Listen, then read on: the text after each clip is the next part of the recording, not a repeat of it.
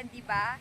Lumilipad ang mga buhok ko ngayon, ganun kalakas yung hangin. At ganun din kalamig ngayon dito. Kagaya nga ng sabi ko kanina, parang naka-aircon ka na 16 degrees eh. Sobrang lamig. Ang ganda.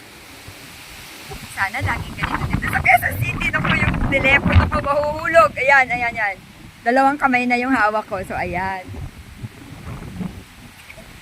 Ganda.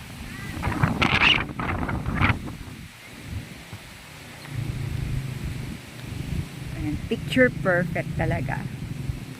Nakakatuwa, nakakaalis ng stress.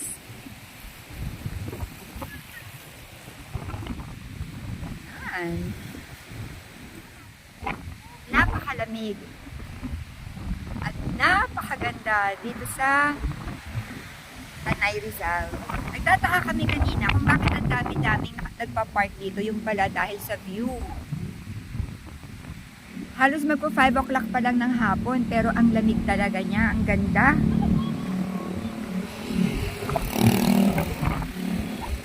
Ay, ang lamig. Grabe. Ang lakas ng hangin.